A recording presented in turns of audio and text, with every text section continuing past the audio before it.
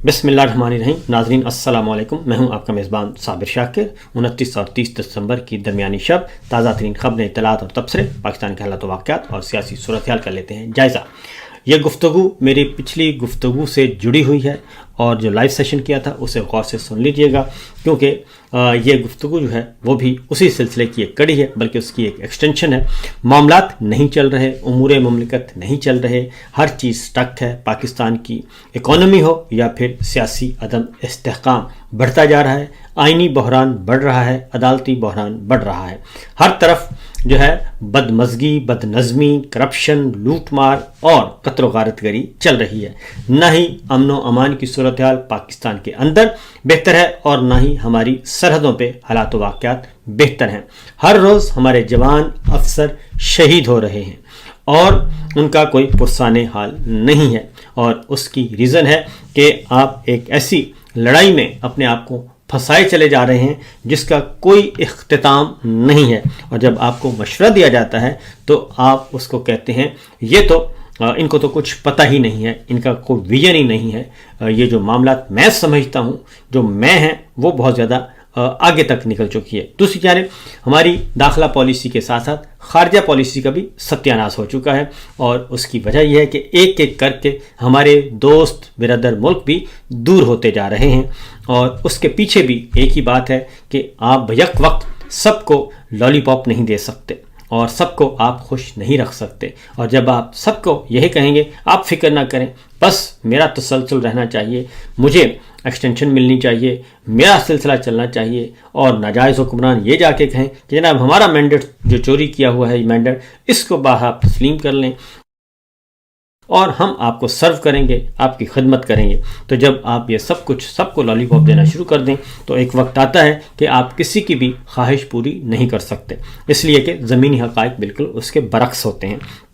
तो सिचुएशन ये चल रही है। नंबर 1 ये कि पाकिस्तान का कोई भी इदारा काम नहीं कर रहा। पाकिस्तान के जो बीमार यूनिट्स से सनती यूनिट्स बड़े बड़े, वो सब के सब आप एक एक करके बेच रहे हैं और बेचकर जान छुड़वा रहे हैं। और PIA हो या फिर कोई और इदारा, अब स्टील मिल्स की बारी है और उसके बाद किसी और इदारे की बारी होगी। एयरपोर्ट्स हम दे रहे हैं, आउटसोर्स कर रहे हैं। ये सारे का सारा PIA की निचकारी का मामला अभी ख़त्म नहीं हुआ, क्योंकि उसके अंदर से अभी बहुत सारे मामलात बरामद होने हैं कि कौन किसका फ्रंटमैन है और कौन किसका फ्रंटमैन है। और फिर ये कि कौन सा बिरदर मुल्क नाराज़ हो गया है क्योंकि वो चाहता था कि ये सब कुछ उसको भी शामिल किया जाए, लेकिन आप लोगों ने उसको शामिल नहीं किया। और जिन लोगों ने जिन मुल्कों ने आपको डिपॉजिट्स दिए हों, ज़र मुबादला के ज़खायर को बेहतर करने के लिए आपको नर्म शराइत पर कर्ज़े दिए हों, $3 अरब, $5 अरब, $4 अरब, तो जब आप उनकी ख्वाहिशात पूरी नहीं करेंगे और उनकी फरमाइशें पूरी नहीं करेंगे तो फिर ज़ाहिर है वो मैदान में आएंगे और वो अपना कार्ड शो करेंगे। और एक बिरदर मुल्क ने ये कार्ड शो भी किया है कि आप हमें पैसे वापस कर दें। मुझे याद आ गया इमरान खान साहब के ज़माने में कि एक बिरदर मुल्क जो है वो किसी वजह से नाराज़ हो गया, बहुत छोटी सी बात थी, और उन्होंने सबसे पहले जो चिट्ठी लिखी वो ये थी कि आप हमारे पैसे वापस करें और जो कर्ज रखा हुआ वो पैसे वापस करें। तो ये मामला चल रहा है एक तवील अरसे से। तो अब वो वाले ताल्लुकात नहीं हैं कि जनाब हम बहुत अच्छे हैं, नहीं, वो मुफादात का सौदा करते हैं कि कितना क्या हमें देंगे, कितना हमें फ़ायदा होगा, उसके अकॉर्डिंगली चलते हैं। बहरहाल जो हमारे सामने इसका सिचुएशन है, पहले ज़रा उसका जायज़ा ले लेते हैं और उसके बाद फिर हम करेंगे पॉलिटिकल जो टर्माइल चल रहा है और मामलात किस तरफ ले जाने की कोशिश की जा रही है उस तरफ आते हैं। सबसे पहले तो ये कि पाकिस्तान ने जी जनवरी से अक्टूबर तक, इस साल जनवरी से अक्टूबर तक वफाकी कर्ज़ों में 5,332 अरब रुपए का इजाफा हो चुका है। 5,332 अरब रुपए का इजाफा हुआ है जनवरी से अक्टूबर तक। अभी नवंबर और दिसंबर का हिसाब शामिल नहीं है। तो इससे दूसरी जानिब इतना ही जो है वो करप्शन हुई है, 5,300 अरब रुपए की करप्शन हुई है, और ये IMF की रिपोर्ट में आया है और नैब ने भी इस बारे में इजहार ख्याल फरमाया था। तो आप 5300 अरब रुपया जो है वो वफाकी कर्ज़ों में इजाफा हुआ और 5300 अरब रुपया ही आपका करप्शन की नज़र हो गया IMF کی رپورٹ کے مطابق اور نیب کی رپورٹ کے مطابق یہ ہے معاملہ اس حد تک چل رہے ہیں. لیکن اب سوال یہ پیدا ہوتا ہے جی کہ کیا وجہ ہے کہ ہمارے قومی ادارے جو ہیں وہ کام نہیں کر رہے، اور قومی ادارے جو پاکستان کے جو اثاثہ جات ہیں وہ سارے کے سارے بیٹھ رہے ہیں. وہ اسٹیل مل ہو، وہ PIA ہو، وہ پاکستان پوسٹ ہو، وہ ریلوے ہو، وہ لائف انشورنس ہو، اسٹیٹ لائف انشورنس ہو، وہ پاکستان پیٹرولیم ہو، وہ سوئی گیس ہو، یہ سارے کے سارے آئل اینڈ گیس، یہ سارے کے سیکٹر بیٹھ رہے ہیں. تو پھر یہ ہو کیا رہا ہے؟ تو پھر ترقی کون کر رہا ہے؟ یہ میرے سامنے کچھ اعداد و شمار پڑھیں کہ فوجی فاؤنڈیشن 6 ارب ڈالرز کے ساتھ ملک کا سب سے بڑا کاروباری گروپ ہے، اور سب سے زیادہ پیسے ان کے پاس ہیں، اور 30 سے زیادہ جو ہیں وہ صنعتی یونٹس ان کے کام کر رہے ہیں. اور اس میں اس میں کوئی شک نہیں ہے کہ فوجی فاؤنڈیشن کے نیچے جتنے بھی کام کر رہے ہیں، وہ خواہ بینک ہے، خواہ وہ سیمنٹ ہے، خواہ وہ کھاد ہے، فرٹیلائزر ہے، جتنے بھی کام کر رہے ہیں بڑے زبردست ہیں اور منافع پہ جا رہے ہیں اور دن دگنی رات چگنی ترقی کر رہے ہیں. بہت اچھی بات ہے. تو پھر کیا وجہ ہے کہ ہمارے جو فوجی بھائی ہیں، GHQ ہے، وہ باقی ادارے، کیونکہ حکومت تو انہی کی ہے، پچھلے 3.25 سال سے انہی کی حکومت ہے، اور باقی تو یہ سارا ہائیبرڈ سسٹم ہے. اس سے پہلے پرویز مشرف صاحب رہے، تقریباً 9-10 سال رہے، اور وہ بھی انہی کی حکومت تھی. اس ضیاء الحق صاحب رہے 11 سال، پھر ایوب خان صاحب رہے 11 سال، پھر یحییٰ خان رہا 3 سال. تو یہ انہی کی حکومت چل رہی ہے، ڈائریکٹ اور انڈائریکٹ. تو پھر کیا وجہ ہے کہ فوجی فاؤنڈیشن جو ہے وہ 6 ارب ڈالر کے ساتھ سب سے مستحکم ادارہ، اور اس کے نیچے جتنے بھی صنعتی یونٹس ہیں وہ سب کے سب اچھے جا رہے ہیں؟ تو پھر یہی ایکسپرٹیز جو ہیں وہ باقی اداروں میں کیوں نہیں جاتی؟ کیونکہ سربراہان بھی آپ کے رہے ہیں. PIA جو ہے اس کی سربراہی بھی آپ کے پاس رہی ہے، اسٹیل ملز کی سربراہی اکثر و بیشتر آپ کے پاس رہی ہے، اور اس کے ساتھ ساتھ آپ کے جو PIA کے ساتھ اور باقی اس وقت بھی آپ دیکھ لیں نیب کی سربراہی آپ کے پاس رہی ہے، اور زیادہ تر مور دین 90%. نادرا آپ کے پاس ہے، FPSC آپ کے پاس ہے، باقی بے شمار ادارے جو ہیں وہ آپ کے پاس ہیں. اور لیکن معاملہ یہ ہے کہ یہ تمام ادارے جو ہیں کام نہیں کر رہے، اور کام صرف وہ کر رہے ہیں جو فوجی فاؤنڈیشن کے انڈر ہیں. تو اس پہ ذرا غور سے سوچنا چاہیے کہ آخر یہ ماجرا کیا ہے. اس کے ساتھ ساتھ جو مزید ہیں کہ جبکہ ہو کیا رہا ہے، ہو یہ رہا ہے کہ سارے کا سارا معاملہ ابھی PIA پرائیویٹائز کیا ہے. تو PIA کی پرائیویٹائزیشن جو ہے وہ 10 ارب روپے میں ہوئی ہے صرف، اور باقی سارے کا سارا وہ فریب نظر ہے. تو بابر اعوان صاحب نے ایک طرف توجہ دلائی ہے، انہوں نے کہا ہے کہ ہمارا سابقہ جو TNT کی پرائیویٹائزیشن کا تجربہ ہے وہ ابھی تک ہمارا منہ چڑھا رہا ہے، اور UAE نے TNT کو پرائیویٹائزیشن سے پہلے خریدار اور اس کی سیل سے حاصل ہونے والے 2.1 ارب ڈالر ابھی تک پاکستان کو وصول نہیں ہو سکے. اور اس عدم وصولی کی واحد وجہ سمجھ آتی ہے کہ پاکستانی فیضلہ سازوں کی بلیک منی سے دبئی میں انویسٹمنٹ ہے. کیونکہ یہ حقیقت ہے کہ TNT ہمارا جو PTCL بیچا گیا تھا وہ ابھی تک اس کی ریکوری نہیں ہوئی، اور UAE کی گورنمنٹ نے وہ لیا ہوا ہے، اور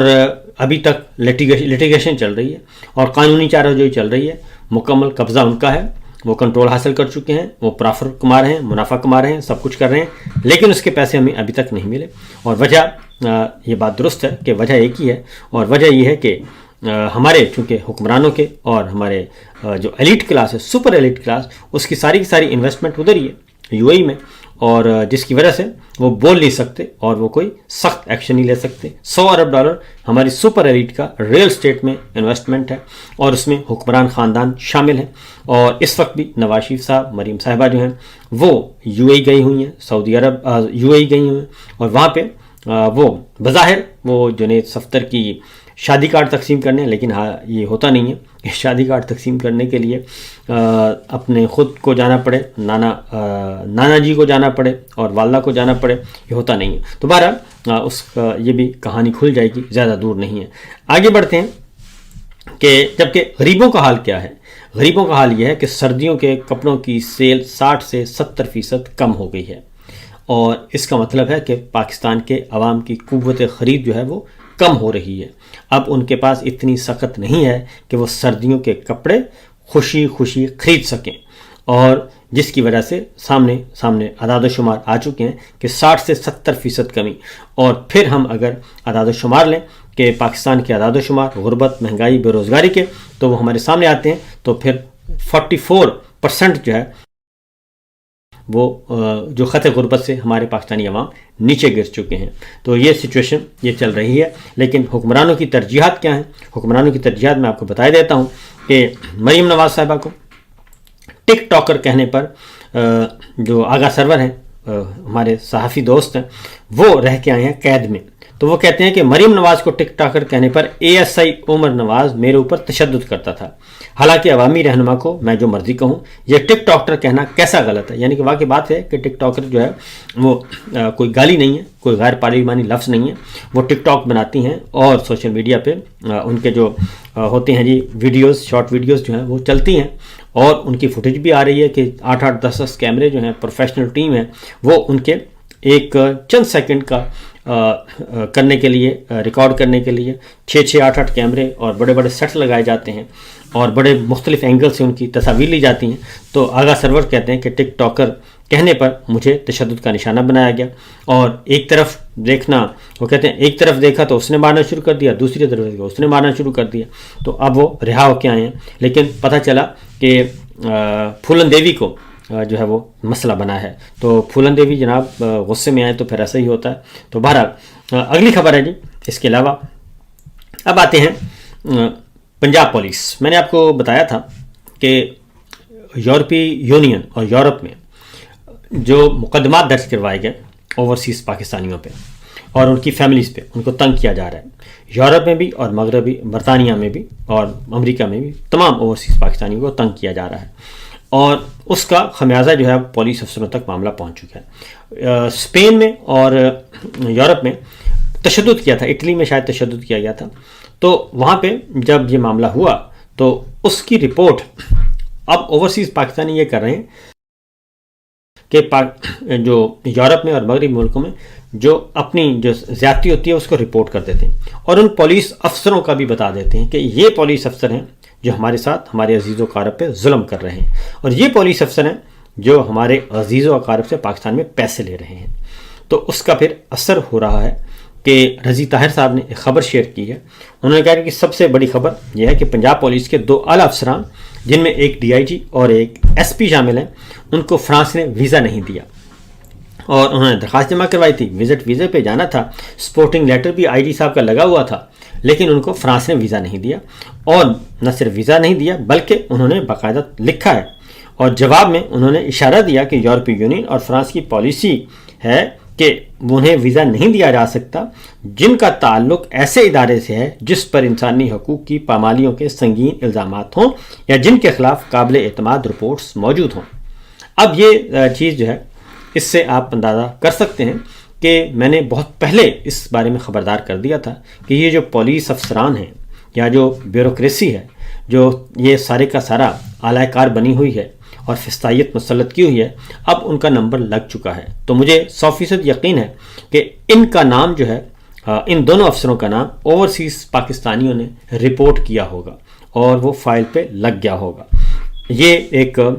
رکوانے تھے محسن نقوی صاحب، اور سارے یہ تو پاکستانیوں کے ویزے رکوا رہے تھے اور ایمبیسیز کو، سفارت خانوں کو خط لکھ رہے تھے کہ آپ پاکستانیوں کو ویزا نہ دیں، ان کو ڈسکریج کریں کیونکہ یہ وہاں جا کے غائب ہو جائیں گے۔ جو کوئی ایسا بھی ناہنجار ہے جو کہ اپنے شہریوں کو جو ورک ویزے پہ باہر جانا چاہ رہے ہیں اور باہر جا کے آپ کو زر مبادلہ بھیجتے ہیں اور غربت کا خاتمہ کرتے ہیں اور اپنے پیاروں کو پالتے ہیں، تو ان کے ویزے بھی انہوں نے رکوائے، اور نقوی صاحب تو پچھلے دنوں ایئرپورٹس بھی پہنچ جاتے تھے اور وہاں سے آف لوڈ کرواتے تھے مسافروں کو، اور 58,000 پیسنجرز کو آف لوڈ کروایا گیا، اسی FIA نے، اسی پولیس نے، اسی محکمہ داخلہ نے۔ اب وہ خود ان کا خمیازہ بھگتنا پڑ رہا ہے، اور آنے والے دنوں میں ایسے واقعات اور بڑھیں گے، کیونکہ ہوتا یہ ہے کہ ہمارے جو سول ملٹری بیوروکریسی ہے، ملازمین ہیں، وہ کیا کرتے ہیں، وہ اپنے ایک بچے کو، اپنے ایک عزیز کو، اپنے بھائی کو، بہن کو، بیٹی کو، بیٹے کو یا وائف کو وہ باہر بھیجتے ہیں، اور باہر بھیج کے اس کو ایجوکیشن کا معاملہ ہو یا کوئی بھی، اس کو پھر وہاں کی نیشنلٹی لے دیتے ہیں، اور جب نیشنلٹی مل جاتی ہے تو اپنا وہاں سے جو کچھ کما رہے ہوتے ہیں جو برائب کی صورت میں، وہ آہستہ آہستہ شفٹ کرتے رہتے ہیں، اور وہاں سے وصول کیا اور لینڈ کرواتے ہیں جہاں بھی ان کا عزیز موجود ہے. تو ادھر سے وہ ریٹائر ہوتے ہیں، ادھر سے باہر یورپ میں، برطانیہ، امریکہ، جارجیا، جہاں بھی، تو ان کی ایک پوری امپائر کھڑی ہو چکی ہوتی ہے، ساری انویسٹمنٹ ان کی وہاں پہ محفوظ ہوتی ہے، اور پھر ریٹائرمنٹ کے بعد پھر آ جاتے ہیں اور وہاں قیام و طعام کرتے ہیں. اور ایک بات آپ کو بتا دوں کہ یہ اگر آپ پورا اعداد و شمار اکٹھے کریں، یہ خاص طور پہ ہم اپنی فیلڈ مارشل سے کہتے ہیں کہ ذرا ڈیٹا نکلوا لیں کہ کتنے پولیس افسر ہیں، کتنے بیوروکریٹس ہیں جو ریگولرلی ہر 3 مہینے کے بعد، ہر 6 مہینے کے بعد باقاعدہ وزٹ کرتے ہیں، وزٹ ویزے پہ جاتے ہیں، اور وہ کس مقصد کے لیے جاتے ہیں تو ان کو سمجھ آ جائے گی. تو بہرحال جی اگلی خبر پہ جاتے ہیں کہ اس ساری صورتحال میں ہو کیا رہا ہے. ہو یہ رہا ہے کہ عمران خان صاحب کے بارے میں کہا جاتا ہے جی کہ انہوں نے کوئی کام نہیں کیا، وہ نکمے تھے، اور اس کا ایک یہ گروہ سے کسی نے کیا جی کہ بتائیں کہ قسمت خان نے کہا، گروہ سے پوچھا کہ بتائیں عمران خان کے پروجیکٹس کیا ہیں،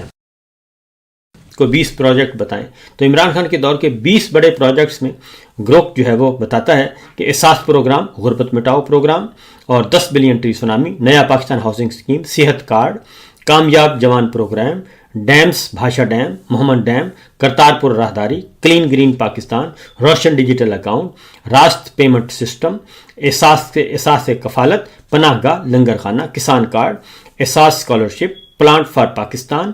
اور protected areas initiative, Covid smart lockdown, اثاثہ ریکوری یونٹ، اور اس کے ساتھ ساتھ اس میں افغان امن عمل میں جو ہے وہ ایک اہم کردار عالمی سطح پر، اور ریکارڈڈ کیس میں $11 بلین کی بچت، اسلامو فوبیا پر اقوام متحدہ میں قرارداد، اور قرض معافی کی وکالت، روس کے ساتھ تعلقات بہتر، کوئی نئی کوئلہ پلانٹس نہ بنانے کا اعلان. تفصیلات جو ہے وہ انہوں نے کہا جی کہ یہ مستند جو ہے وہ ذرائع سے حاصل کی گئی ہیں. یہ گروہ ہے، اور اگر آپ ان خاندانوں کے بارے میں پوچھیں تو ان کے خاندانوں کے بارے میں کیا ہوگا کہ ان کے خاندانوں کے بارے میں آئے گا برطانیہ میں اتنی جائیدادیں، یورپ میں فلاں جائیداد، سعودی عرب میں فلاں جائیداد، UAE میں فلاں جائیداد، امریکہ میں فلاں جائیداد، روس میں انویسٹمنٹ، اور آذربائیجان میں انویسٹمنٹ، سینٹرل ایشین اسٹیٹ میں انویسٹمنٹ. ان کی جو ذاتی امپائرز ہیں ان کی رپورٹس آئیں گی. یہ نہیں آئے گا کہ کم از کم اتنے پروجیکٹس. تو اس کی وجہ ہی صرف یہی ہے. اسی لیے سہیل آفریدی صاحب جو ہیں وہ آئے تو ان سے خوف زدہ جو ہیں مریم صاحبہ تھیں، اور ان کے خلاف کافی کچھ کیا گیا. ایک واقعہ ہوا پنجاب اسمبلی میں، اس پہ اب معین قریشی صاحب لیڈر آف اپوزیشن ہے PTI، انہوں نے کہا کہ عظمیٰ بخاری نے اپنے ذاتی پیڈ اور مسلم لیگ نون کے سوشل میڈیا ایکٹیوسٹ کو اسمبلی کے اندر داخل کیا، اور جنہوں نے سہیل آفریدی، مینا آفریدی سے بدتمیزی کی اور ویڈیوز بنائیں، اور اس کے بعد پھر اس کو وائرل کیا گیا، اور یہ کہا گیا کہ یہ جو جنگلی لوگ ہیں یہ وہاں سے آئے تھے، جبکہ حقیقت ہے کہ وہ بھی ایک فالس فلیگ آپریشن تھا جو پنجاب اسمبلی کے اندر کیا گیا. اس کے ساتھ ساتھ سہیل آفریدی صاحب نے ایک خط لکھا ہے، اور مریم صاحبہ کو اپنے دورہ مکمل ہونے پر انہوں نے خط میں یہ کہا ہے کہ اپنے دورہ لاہور کے دوران نامناسب رویہ اختیار کیا گیا، اور وزیر اعلیٰ پنجاب فارم 47 کی مریم نواز صاحبہ کو انہوں نے مخاطب کیا. انہوں نے کہا کہ جس انداز میں میرے دورے کے دوران معاملات کو ڈیل کیا گیا وہ کوتاہی نہیں بلکہ جان بوجھ کر سب کچھ کیا گیا. جو ہوا وہ انتظامی خامی تھی، نہ ہی حادثاتی، بلکہ آئینی عہدہ اور بین الصوبائی جو ہے تعلقات کو خراب کیا گیا. دانستہ طور پہ دو صوبوں کے عوام کے درمیان نفرت کے بیج بونے کی دانستہ اور حکومتی سطح پر کوشش کی گئی. اور سہیل آفریدی صاحب نے کہا کہ میں 40 ملین لوگوں کے نمائندے کی حیثیت سے لاہور کا میں نے دورہ کیا. جو کچھ میرے ساتھ ہوا وہ کسی طور بھی ایک عوامی نمائندے کے شایان شان نہیں تھا. مارکیٹیں اور عوامی مقامات کی بندش کرتے ہوئے لاہور کے باسیوں کو تلخیص دی گئی، موٹر وے بند کیا گیا، ریسٹ ایریاز بند کیے گئے، اور میرے دورے کے خلاف سوشل میڈیا پر مہم چلائی گئی، اور منشیات سمگلنگ تک جوڑا گیا. یہ سب پنجاب حکومت کی زیر نگرانی ہوا، اور ایسے رویے اور انداز سے میری شخصیت کو تباہ کرنے کی کوشش کی گئی جسے کسی طور بھی نظر انداز نہیں کیا جا سکتا. اور انتظامی طور پر ایسے حربے استعمال کیے گئے جن کا مقصد تضحیک کرنا تھا، مذاق اڑانا تھا۔ ایسے طور طریقوں کے ذریعے ریاست کے یونٹس کے درمیان بین الصوبائی ہم آہنگی کو ختم کرنے کی کوشش کی گئی، اور انہوں نے کہا کہ اس انداز اور طور طریقوں پر بھرپور احتجاج کرتے ہوئے توقع رکھتا ہوں کہ ان کا ازالہ کرتے ہوئے مستقبل میں اس سے اجتناب برتا جائے گا، اور اس خط کو باقاعدہ طور پر احتجاجی مراسلات تصور کرتے ہوئے مستقبل میں کسی بھی قسم کی آئینی، قانونی اور بین الصوبائی کارروائی کے لیے ریکارڈ پر رکھا جائے گا۔ یہ انہوں نے ایک خط لکھ کے ان کا تیا پانچا کر دیا ہے، اور ان کا خیال تھا کہ شاید یہ دب جائیں گے، لیکن سہیل آفریدی صاحب جو ہیں وہ فرنٹ فٹ پہ کھیل رہے ہیں۔ اب ایک اور خبر ہے، کیونکہ پولیٹیکل وکٹمائزیشن سے یہ ہٹ نہیں رہے، اب آتے ہیں یہ ساری سچویشن پہ۔ پوچھا جا رہا ہے، پروگرام تھا کامران شاہ صاحب کا، اس میں جاوید لطیف صاحب تھے، مصطفیٰ نواز کھوکھر صاحب تھے، اور ارشاد بھٹی صاحب تھے۔ تو ان سے پوچھا گیا کہ آپ یہ بتا دیں کہ سال 2025 کی مقبول ترین شخصیت کون ہے؟ تو جاوید لطیف صاحب نے ذرا تھوڑا سا آئیں بائیں شائیں کرنے کی کوشش کی، لیکن کامران شاہ صاحب نے پوچھا کہ جناب سیدھا سیدھا بتا دیں، آپ ہمیں رنگ روڈ پہ کیوں گھما رہے ہیں؟ تو پھر جاوید لطیف صاحب نے یہ اس بات کو ایڈمٹ کیا کہ جناب وہ عمران خان ہے، اور کون ہو سکتا ہے 2025 میں جس کی مقبولیت عروج پہ رہی۔ اور یہ سلسلہ کسی بہت کم لیڈرز کو ہوتا ہے کہ جب وہ جیل میں جاتے ہیں اور اتنے وقت تک ان کی مقبولیت میں روزانہ مسلسل اضافہ ہو رہا ہے۔ تو اس کی وجہ صرف اور صرف ایک ہے کہ کردار، کریکٹر، اور اگر کسی نے پاکستان کے عوام کے ساتھ بھلائی کی ہو اور اپنے اصولوں پر قائم رہا ہو، کھڑا رہے، تو عوام اسی طریقے سے اس کی عزت کرتے ہیں۔ فی الوقت اتنا ہی، اجازت دیجیے، اللہ حافظ۔